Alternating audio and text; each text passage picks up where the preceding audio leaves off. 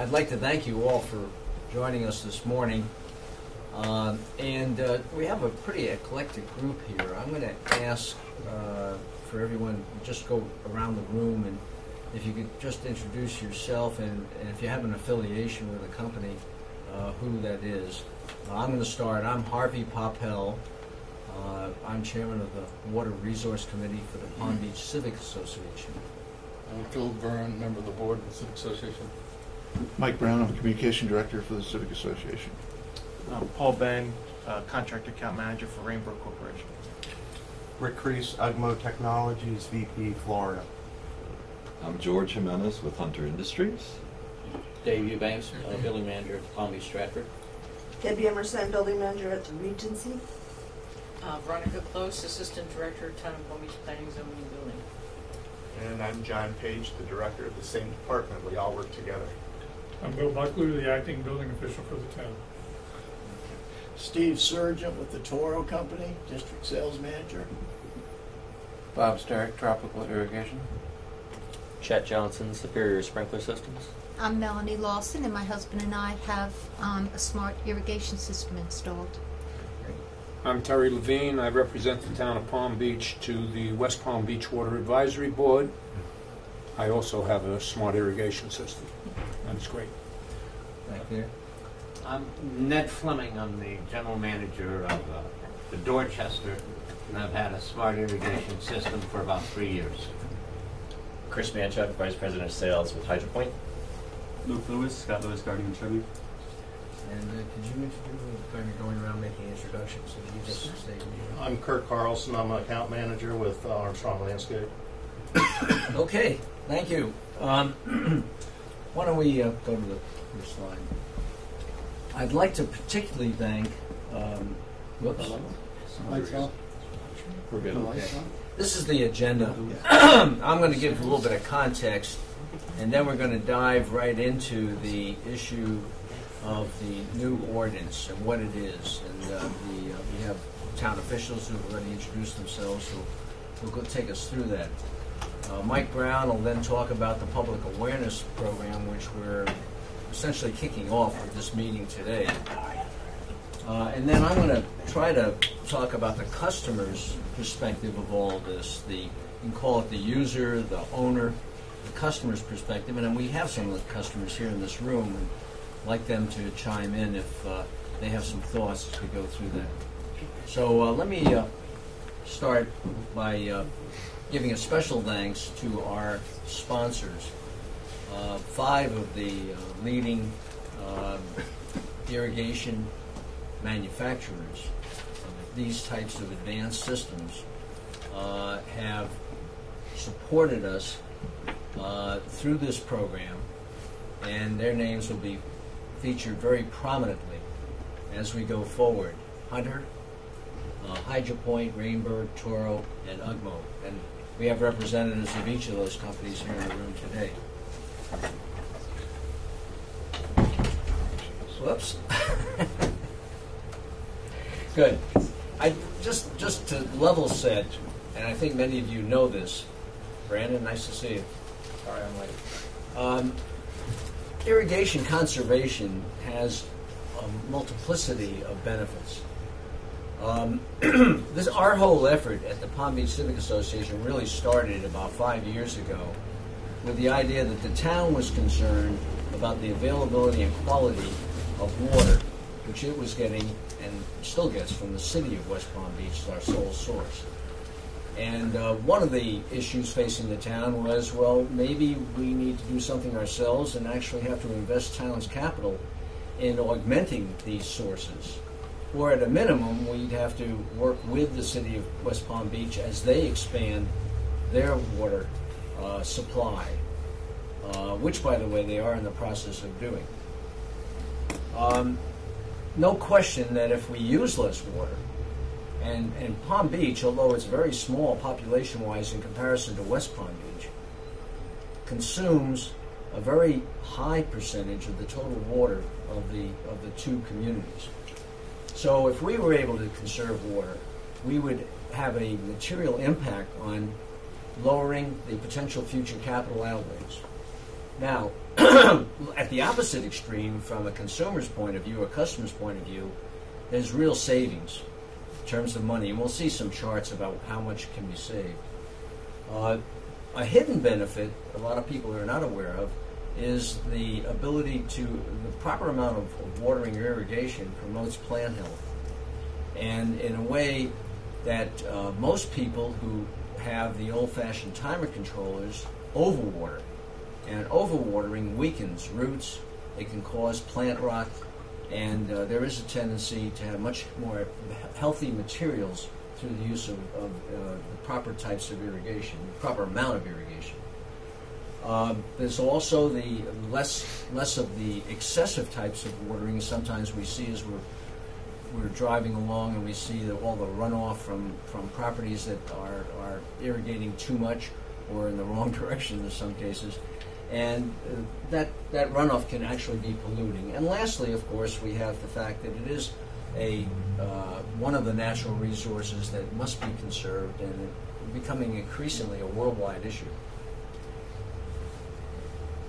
Defining advanced irrigation systems. Now, we've used the term from time to time, smart irrigation systems, and there's a reason we're not using that, and that is that there's a certain legal definition that relates to a particular state statute, which is a bit confusing, and we've been asked to kind of modify the term, and the term that we've agreed on is Advanced Irrigation Systems, AIS, and it's probably the single most important means to conserve water, especially in the town of Palm Beach. We can talk about having low flush toilets and shower controls, but over 80% of all the water that's consumed in the town of Palm Beach is irrigation. So it's pretty clear that irrigation is where it's at, and having an automated or advanced irrigation system is the most powerful means. AISs irrigate only when either the weather or moisture sensing determines that water is needed. There are two basic types of technologies here: evapotranspiration, which measures a series of 4 different climate-related elements, and the system kind of decides how much water is needed, or actually sensing how much moisture exists in the soil at any given time. The controllers have to meet certain industry standards, and there is an industry association called the Irrigation Association, the IA, and they, by the way, issued a letter of support of our efforts, which are you can get a copy of when you leave. It will be on the back desk. All of our 5 program sponsors make compliant AIS models. And of course, these controllers can range from relatively modest add-ons to existing controller systems for just a few $100s, all the way up, of course, for larger structures, commercial structures, and condo buildings can be quite sizable and involve a whole series of different modules and capabilities, including even two-way capability, where a system can alert the owner to a leak, for example, by uploading information, not just downloading information. Here's one particular case study of one of the earliest adopters here in town, going back almost 4 or 5 years ago. And CCF is a term that's used in the water industry for measuring the amount of water. It's equivalent of 748 gallons. And it's the way in which water bills are computed. But you can see that in the 12 months prior to the installation, the figure, the annual usage, the savings percent, 44% on the CCS, 45% on the dollars. And the reason there's a difference, of course, is that as you use more, you pay more. You pay at a higher tier rate. So people who, our tier rates here in town go up to over $5 a CCF when you hit a certain level of usage. In this particular case, the return was 191% on an ROI basis. Now, going forward, it probably won't be that high, and this was an extreme case. But the amount of savings, this happened to be in a property that was newly built. And and a property that did not need any other improvements to its irrigation system. So this is a sole effect of AIS. Now, we've been trying to promote this concept for about 5 years, and we've had a modicum of success, and there's certainly several dozens, if not maybe 100 or so systems that are installed in town. It's difficult to come up with an exact count because up until now there's not been any registry existing. So one of the obstacles is lack of awareness, and we, the association, have been trying to stimulate awareness through a series of activities spread over the last 5 years on a quite limited budget. The watering restrictions, a lot of folks have felt that as long as we can only water during certain hours of the day or certain days of the week, we're not in control of our own system, so what benefit are we going to get from some sort of automated system that is also going to be under the same restrictions? Now, the fact is, actually, the automated systems do conserve even under restricted hours of operation, but nevertheless, there's a psychological element here that the owner doesn't feel really in control of their situation and hence is not as motivated to move forward. In some cases, local contractors have probably not taken as much advantage of the opportunity as could be. In my position, having been visible and trying to lead this effort, I've gotten a lot of feedback. I've been asked for recommendations and referrals. And in some cases, I've seen efforts that are less than stellar. We're going to talk to that a little further down the road, to what the customer really needs to see from the trade, if you will, from the contractors, from the landscape maintenance firms. And the landscape maintenance firms have really been oblivious to all this for the most part.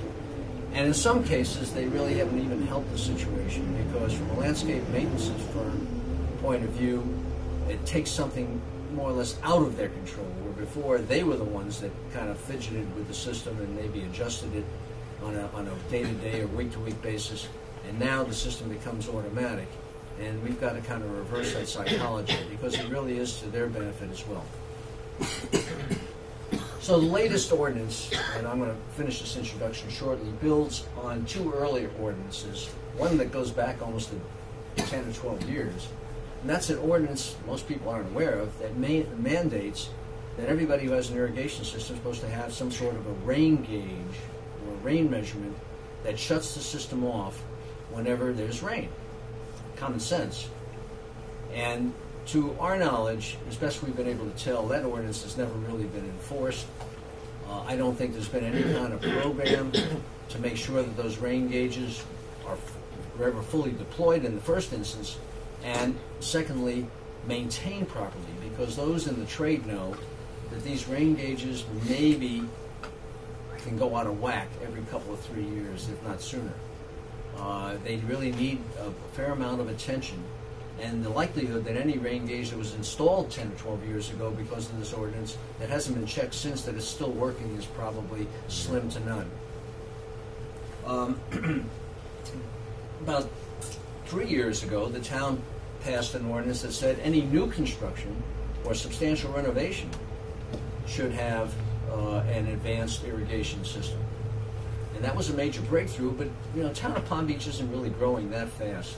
And although we seem to see a lot of construction from time to time and a lot of renovations, the fact is that as a percent of the total population of homes and condos and commercial buildings in town, it's a very small percentage.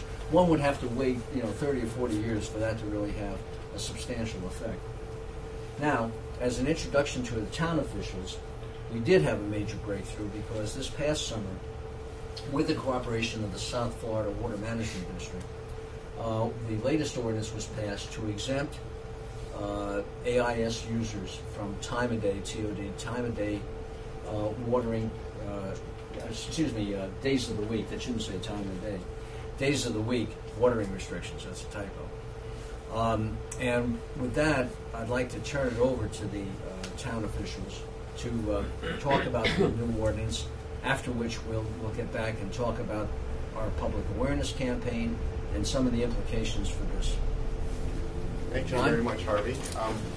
Once again, my name is John Page, and I work as director for the town's planning, zoning, and building John, department. I'll tell you, we try to film this. Maybe it's a Up here? possibility Yeah. you can move up here. Thank you. I'm sorry.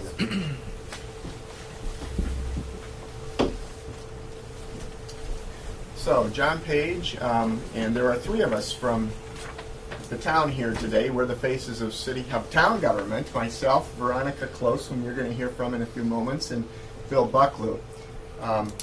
First of all, I want to say that the town is very, very pleased that we're not in this alone. The Civic Association is very, very interested, obviously. Harvey is a big proponent, and I suspect many of you are as well.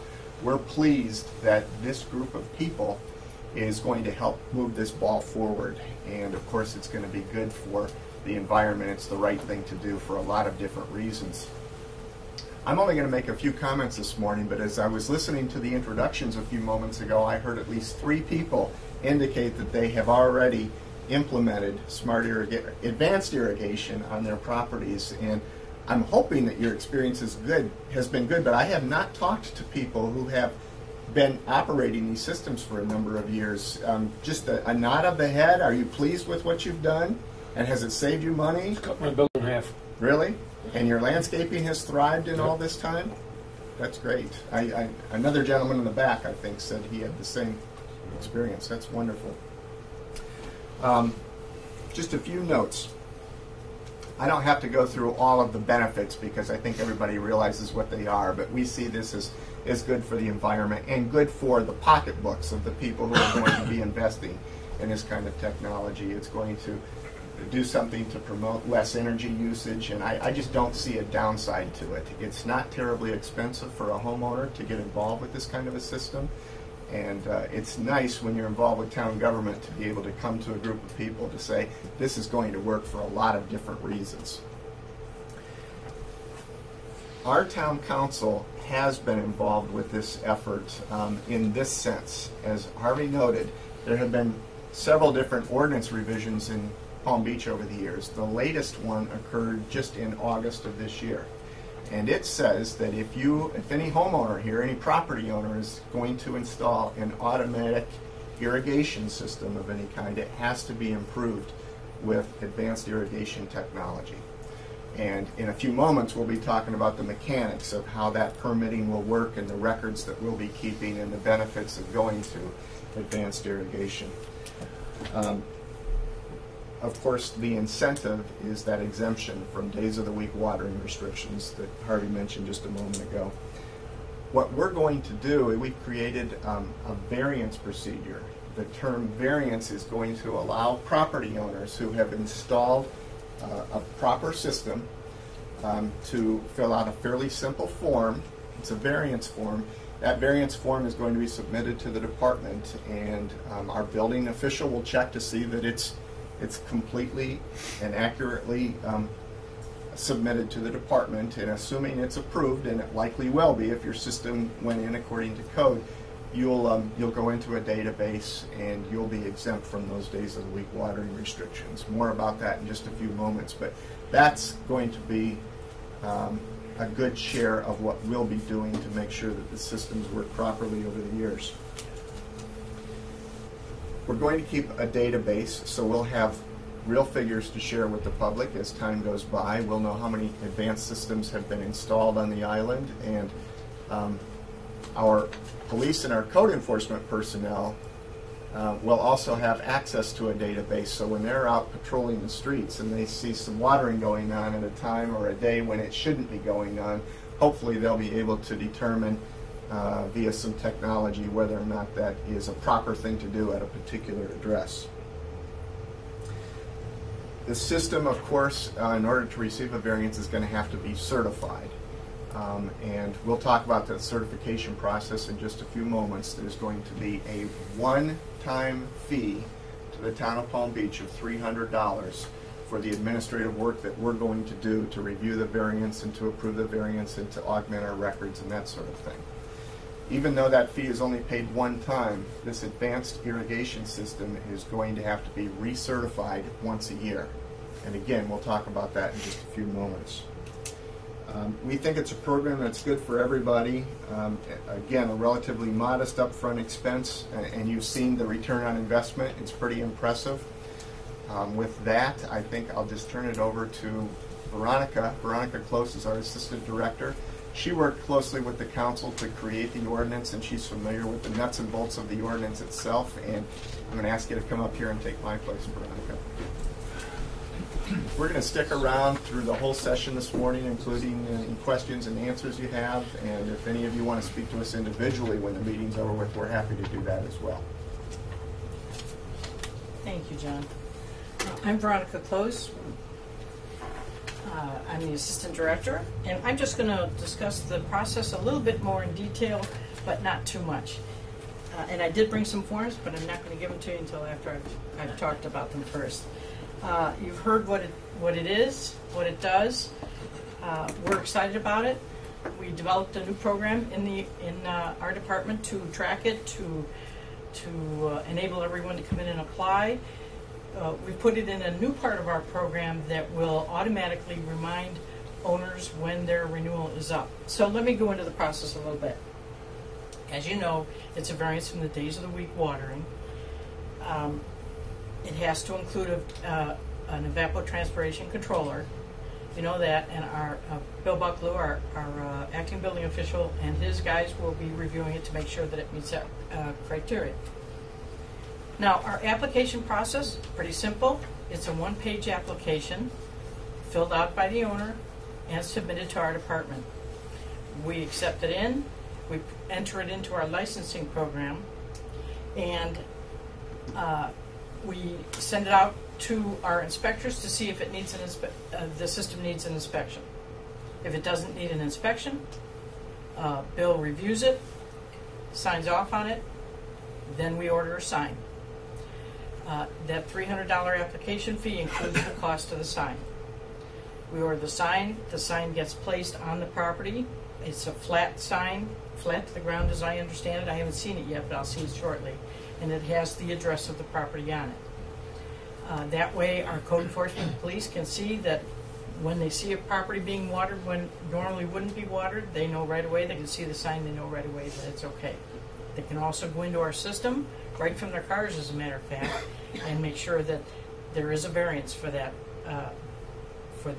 watering outside of the days of the week. Once the sign comes in, we take the sign and we issue the variance to the owner. We notify the owner, and he or she picks up the sign, or there are contractors, or you guys maybe pick up the signs. They install them, and then it's good for a year. At the end of a year, we send out a notice to the property owner, whoever's name is on the application, and say, by the way, your system needs renewal. They'll contact their plumber or qualified person to do an inspection of the system, make sure it's working. They fill out a little one-page certification form. It gets submitted to us, and the system automatically gets renewed. We also, that $300 application fee is good for the life of that variance, as long as that owner owns the property. If you sell your property, then the new owner comes in, fills out a transfer form. There's a $75 fee. Sign stays where it is. We process the new information and get a certification form, that one-page form, and we renew the variance. And that's basically how it works. Tried to make it not too much paperwork, nothing more than one page. And every time you come in with a permit for a new system, the contractors, when you get your permit, we'll have this information attached to it that you can give to your property owners. Also, our information, all those forms, all the information, the FAQs are online, townofpalmbeach.com. Just come to our webpage. Very simple, townofpalmbeach, all one word, .com. Come to the PZB webpage, and you'll see right on the right a reference to it. Just click on it and take you to all the forms, to the links, to everything you'll need. If not, I've got business cards. You can always call me, or you can call our acting building official. Bill Bucklew will be happy to answer your questions. And I think I've covered. Just a reminder that if the system's installed and there is no variance, You're still restricted to the days of the week that are in our ordinance. So that variance helps your system actually water when it needs to water. By being able to water on whatever day the system says it needs water, and with the variance it can do that, and there's no penalty. This, just as a reminder, this doesn't exempt the variance does not include when South Florida Water Management puts out severe water restrictions. Once those are out, the variance is no longer applicable for that period of time. But until then, the variance helps you and helps your system water when it needs to. And does anybody have any questions about what I covered? The certification every year? Yes, the certification is required every year at renewal. We pay a good price to get the system. The system works and saves us a lot of money. Why would we not keep that system operating to the full 100%?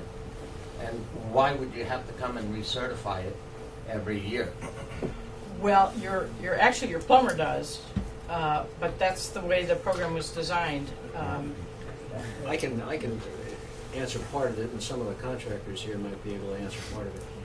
First of all, the system do need occasionally to be adjusted or tweaked to be optimal. Your materials can change.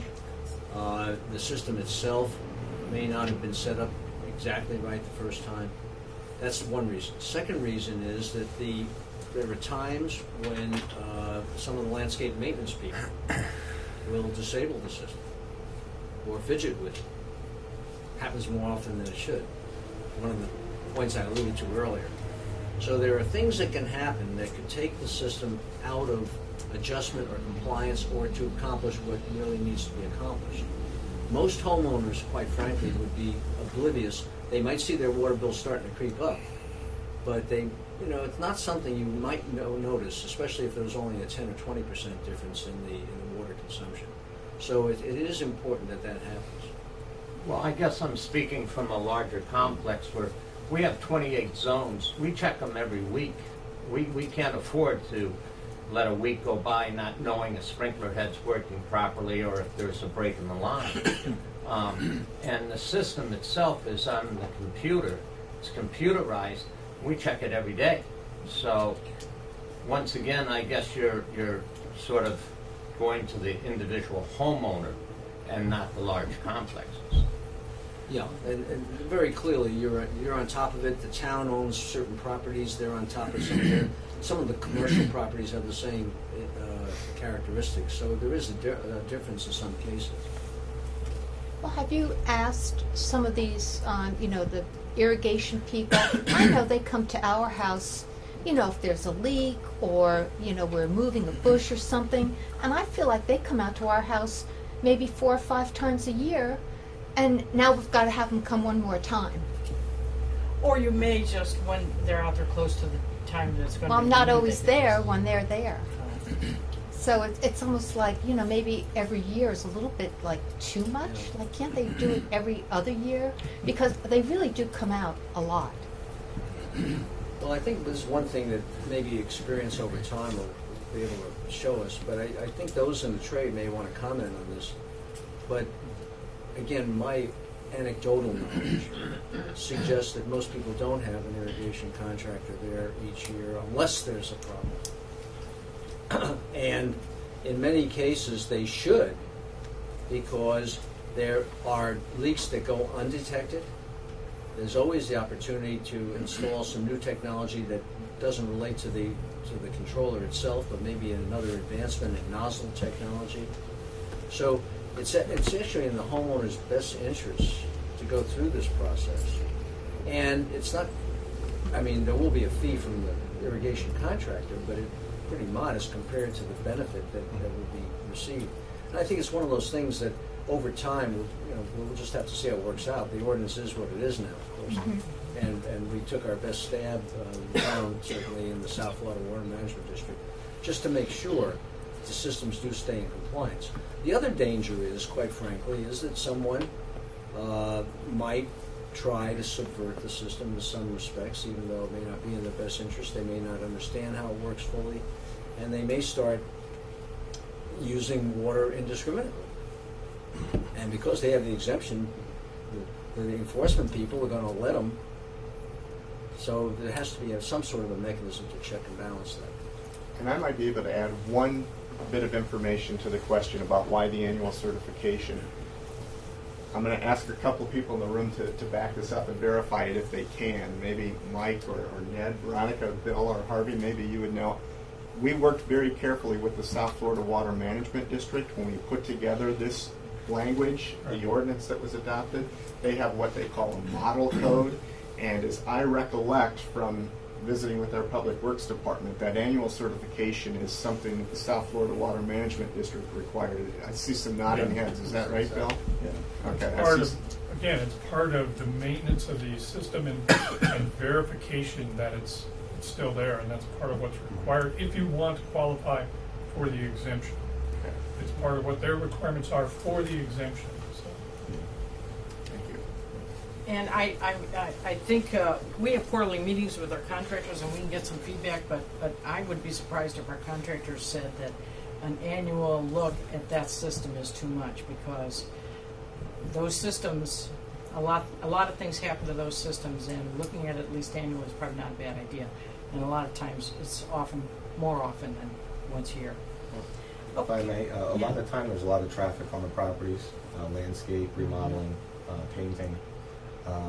So a lot of the times you will get stuff that's broken. So we offer maintenance programs to all of our customers, whether it be monthly, every other month, every 3 months, just to come through, make sure everything is working properly.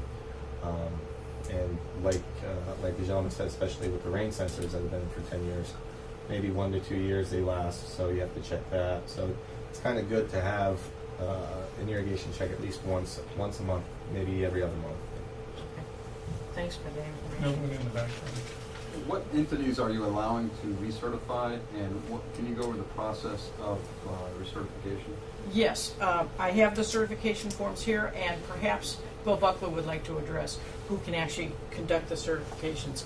But before we answer that question, let me go ahead and pass out some of these. And those of you who already have the systems, you're invited to be our guinea pig, so to speak, and start the process through our new program. And I have plenty more, and also to remind you that these forms are on the web, and all of the information that you want is on the web, as well as links to the 2 certifying agencies for the WaterSense system. So if I may, our acting building official, Bill Buckley, will come up here, and then you can pick up with the answers that I have.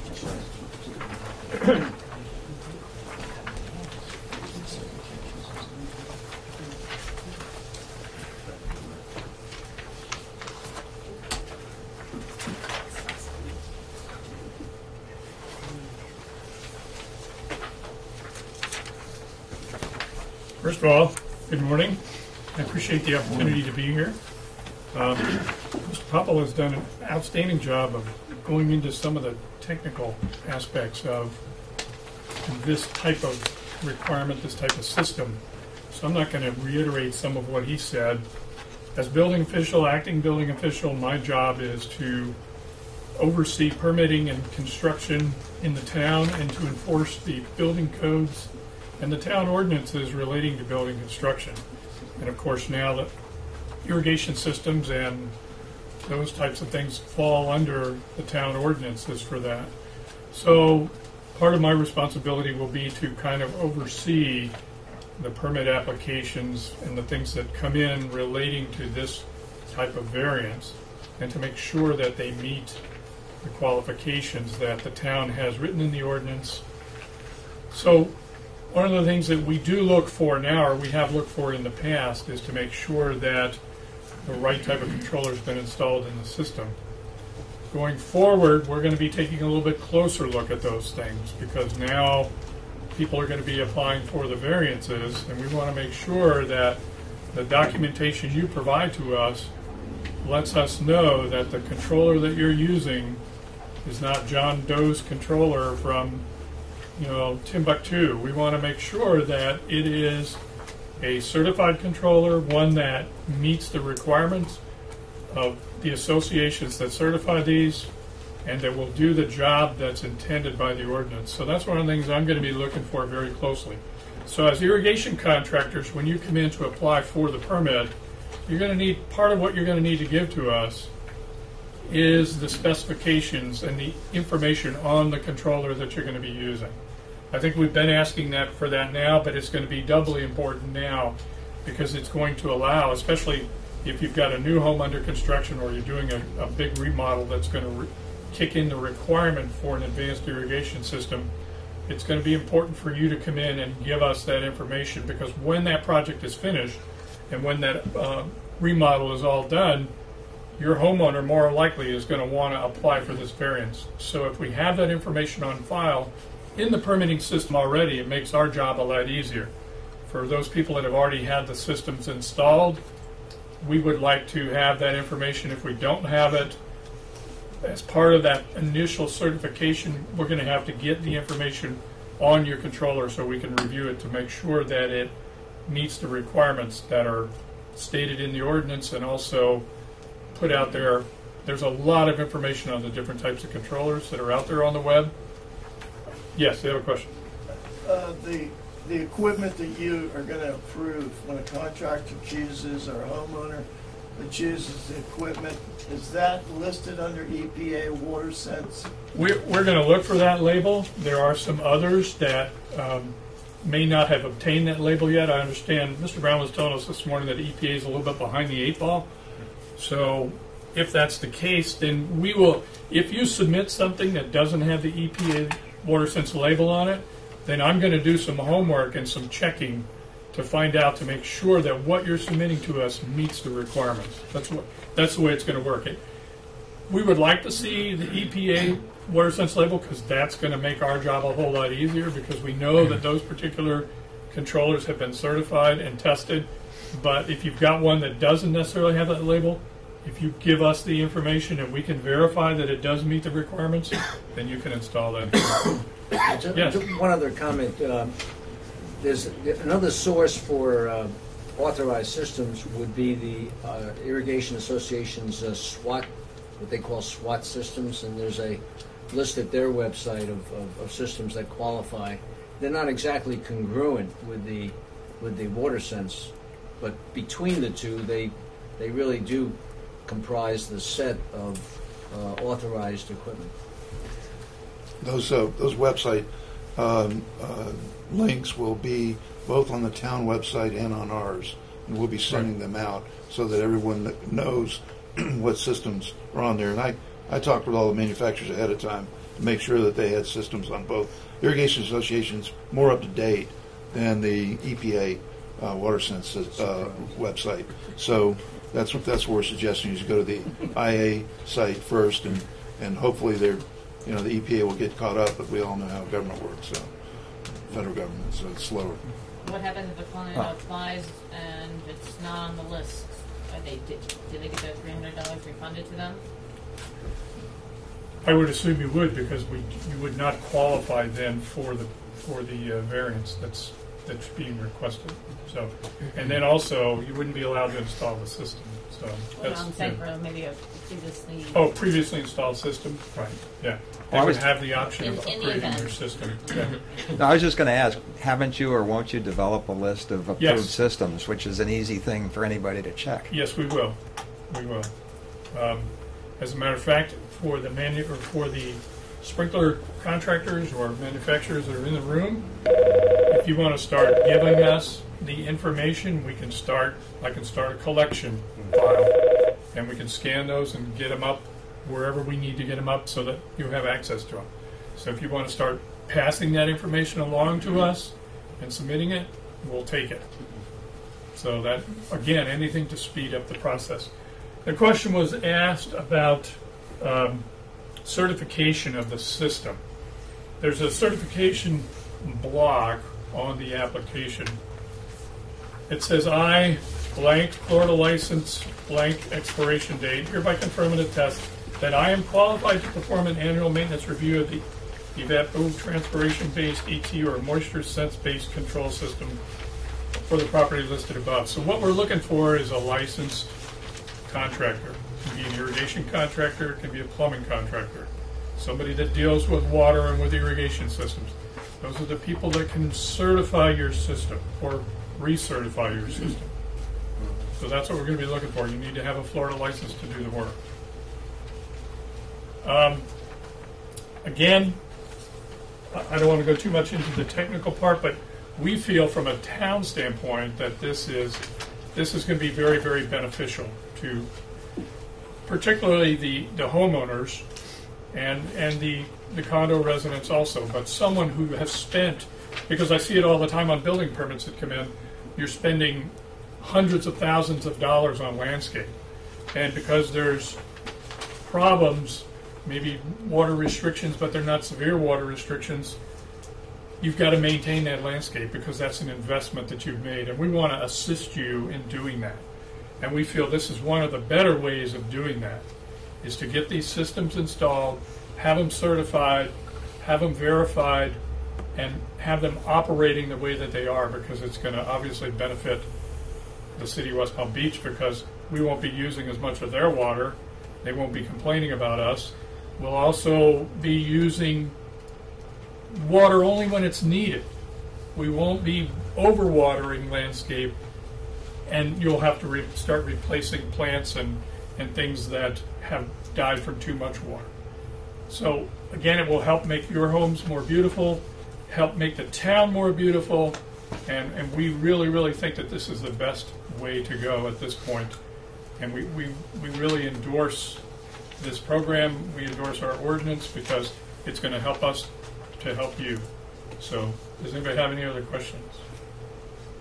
And again, the contractors, if you want to start getting us that information on the controllers that you've been using or that you plan to use, we'll accept it right away.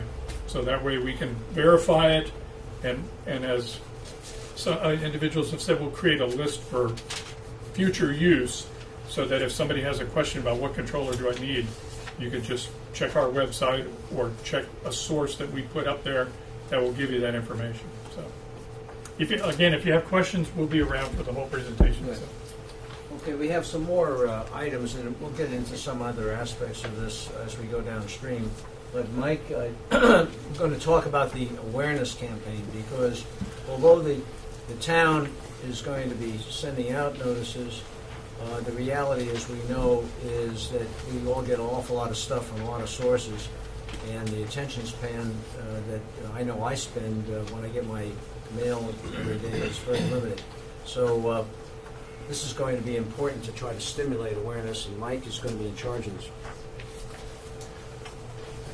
First of all, I'd like to thank our the manufacturers that have provided funding for this public awareness campaign.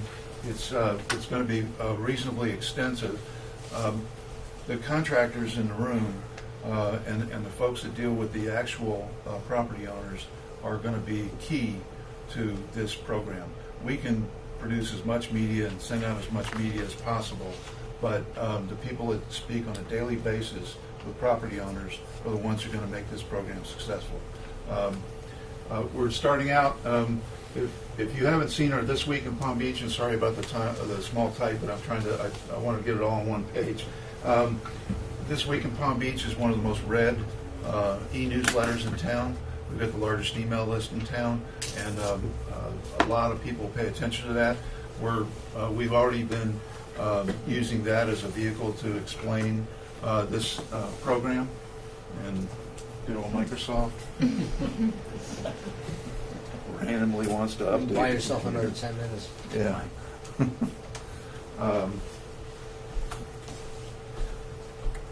So we're going to have stories and material that goes out every week. All of the manufacturers will have ads with links to their site about this technology that's available. We've got our event today, which kind of gets everybody oriented on what we're doing. We will have a series of articles. First, a general overview of what the ordinance is and the program, and then some success stories, one for each technology that is available from Hunter, Hydro Point, Rainburg, Toro, and Ugmo. We'll have website ads about the overall program and from the manufacturers as well. We'll have a town-wide direct mail newsletter postcard, 8.5 by 11 postcard that describes this entire program. There's 3,300 water bills in town. There's 8,600 residents. Everyone will get that direct mail piece describing the program. We're going to have a direct mail letter to the top 200 water users in town. They will get an actual letter. We did this a couple years ago. It was pretty successful in getting some people to sign on to the systems. Obviously, there'll be some news releases. These are all going to be happening early in November. We've already started our social media campaign with Facebook, Twitter, Google, and LinkedIn. And one of the big parts of this program is we're actually going to be doing news packages, video news packages on the overall program, and then for all the ones that we did customer success stories about in print for our website, there'll also be a video for each one of those technologies that's available for people to understand all the different types of systems, the customers that are using them. We've already lined up the five customers, and we're going to be shooting their properties and interviewing them and seeing how they're doing. And those will all roll out over November, December, after the residents start returning. So that's the main part of it. This is a perfect time for anyone that sells these systems to take advantage of it. We're going to have this in the media a lot. The paper had an article about it last week. That was at our prompting. We will, so we already had some earned media. They said they're going to do some additional earned media about this. I met with the publisher of the Shiny Sheet, and we're going to, of course, be pumping out a lot of content over the next few months, all the way through the entire season, so that people become aware of this program. Yes, Question, sir. Mike. Residents, what is the compliance time as far as having to have this implemented? Yeah. What's the compliance time? Yeah, what's your timetable for compliance? It's when you build a new building, a new structure, or when you do a major upgrade. So basically, yeah, but in terms of registration, what's what's the timetable for registering existing systems and starting the process? That's 90 days. Oh, 90 days without any certification. So you have up to 90 days after you install a new system to submit an application for a variance. You can submit it at any time, but you might have to submit a certification along with it. But your organization is all set now. Mandatory. People who have systems could start to send Oh, absolutely. in. So you're all geared up. You're ready to go. Right. Given that it's not a lot of money up front, and as I understand the payback period is 2 or 2.5 years, and this is not a poor town, why not make it mandatory over 3 years or something? Like a smoke detector or a backflow preventer or many other things you have made mandatory. Well, that's a thought, and we can discuss that. Or has it been considered? Let me ask it that way. Right. Well, Bill, correct me if I'm wrong, but I believe the code says now if you choose to install an automatic irrigation system, then it has to be improved Correct. with advanced irrigation It is technology. mandatory.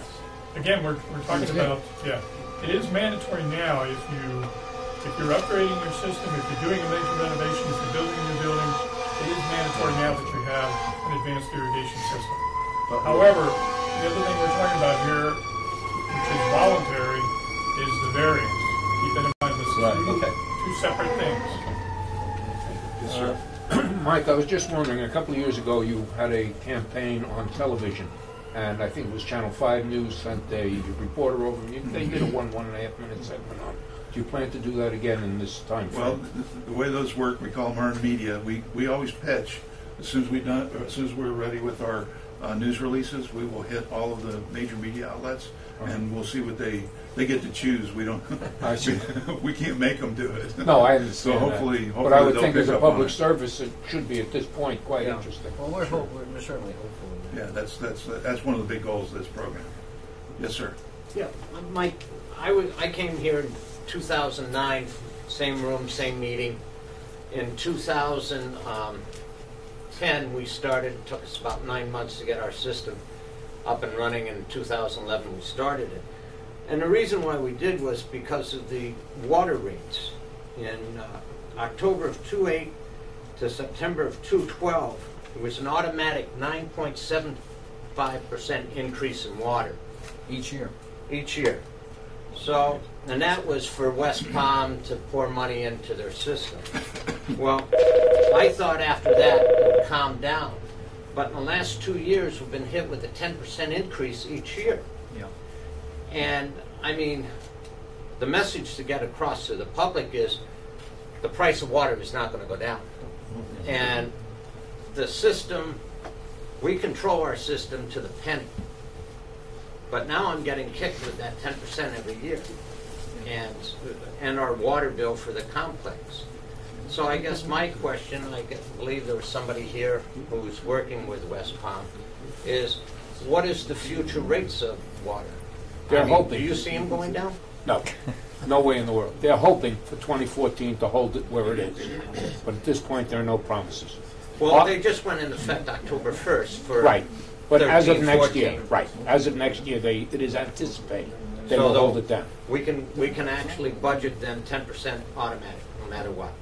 except for the next year. The problem has been, as somebody mentioned before, they've done a lot of infrastructure upgrades, and the money had to come from somewhere. They've just dredged out a lot of Clear Lake. They're adding 17 wells. The ASW unit has been reworked to the extent of like $12 billion, as you know. The entire water plant was rebuilt. The initial outlay was $63 million, and the money had to come from somewhere. All right? The majority of it is over at this point. We paid in all this money, but how's the management of the actual system? Right now... And that's the other thing that you read about it, along with... All right. As of now, we've been approved on our 10-year drought plan, and they are working on the 30-year drought plan. We are going to be taking water from the C-17 canal, which is literally free. We're trying to get the overflow from Indian Trail. There are a couple of political problems there. They have a tremendous amount of water. And in fact, we will be able to take water from the C-51 canal, which, as I'm sure you realize, billions of gallons right now are going out to tide. So if we can recapture that water, all right, which is anticipated, the rate should stay moderate, and they won't go up by 10%. They probably will go up, cost of living, maybe 2-3%. But I don't think they're going to go up 10. But I can't be on the record and guarantee that because I don't know. I'm only one member, along with Gail Caniglio, who represent the town. But you're saying they're moving forward in the next 12 months to get better water supply. Oh, yes. And to Well, get better management. a lot of it has been affected already. South Florida Water Management just gave us the permitting to finish up what is considered the 10-year drought plan. So in other words, we should have no problems right now for 10 years. All right? They are the next step that we're working on, and South Florida Water Management has not approved it yet, is the 30-year drought plan. So in other words, if we had a once-in-a-100-year drought, which you know happens very infrequently, we should have no problem as far as supply, and we shouldn't have any additional increases of any substance. Okay, thank you. Okay? Let me just, while we're on that subject, and we'll transition to the next section, comment about water rates. When we first got involved 5 years ago, I did a survey. The committee did a survey of our water rates in comparison to other municipalities in Florida and actually elsewhere around the country. And we found that actually one of the issues was that our water rates were too low to raise awareness. Let me give you an example from 4 or 5 years ago. We haven't updated the survey. But at that time, the top rate here was about $2.50 to $3 per CCF. Now it's well over $5. It doubled, more than doubled over that period of time. But at that time, Sarasota, for example, already had an $8 per CCF top rate. And where I live in the summertime, my summer home in California, it's $20 a CCF. So, you know, you have to put everything into relative performance.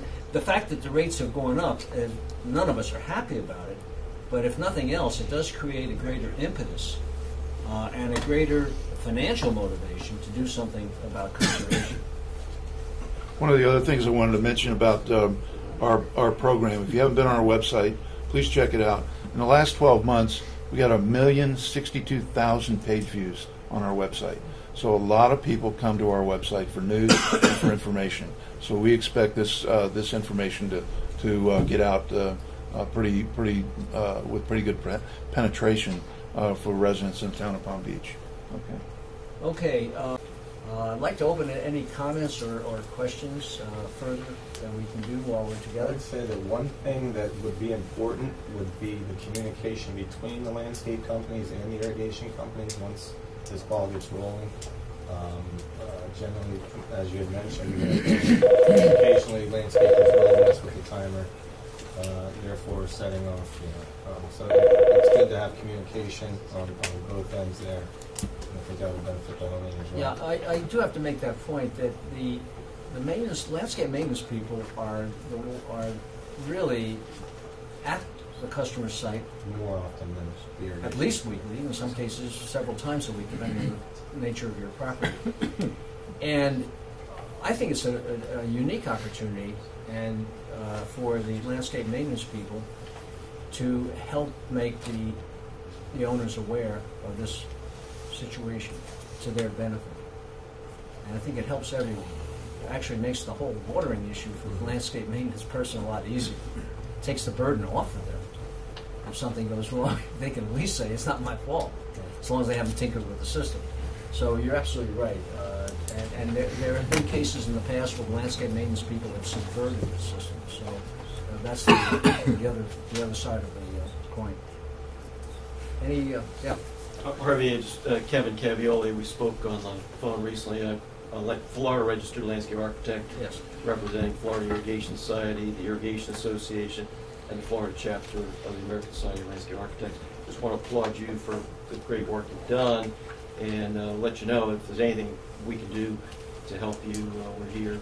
And I think moving forward, the thing you can do that was on the bottom of the previous slide is to benchmark your results. Keep, education's the key. All the technology in the world, if it's not used properly, you might get some improvement, but just keeping this group together, keep the communication, I think you'll achieve the results you're after. And Brent Meekum sends his regards from the Irrigation Association. Wish he could be here, but yeah, we have a letter from him on the back there that gives their support to our program too. For those of you that want to grab a handout, as you please. Just a good common sense approach though you use. Really applaud you. Anybody else? Yes. Everybody's home is like networked these days, and I'm wondering, do any of these systems that the different vendors have communicate over that network to let you know if there's like a low battery or a leak or a sensor isn't working or a head isn't popping up properly? Some of the people in the trade may be able to answer. When I installed my system 5 years ago, and we have a very smart house because we just built it, that was a question I asked, and there was only one system at the time, and it was very klutzy interface, and I decided not to do it, but that was 5 years ago. So, yeah, I would say there are systems that is simple enough that the homeowner could monitor on their own to more sophisticated systems that the professionals in the industry use to monitor properties through the internet or. Yeah, there may be. I would think that those people that have master home systems like Crestron, for example, which we have, but by now the interfaces have been developed. I haven't researched it more recently, but 5 years is an eternity in the technology industry. Well, it's been great. We love our system. But it's a couple of years old. But if I could get an email or have it networked so it could say, there's something wrong, I would love to know that instead of finding out 2 months later. Coming real soon. We develop a controller right now, but we have some of that. It exists for several as well. Okay, well, if that's it. I appreciate your being here today, and you'll hear a lot more about this, we hope, in the coming weeks, and we'll see how it works out. And we appreciate your cooperation and support. Thank you very much. Thanks, Barbara.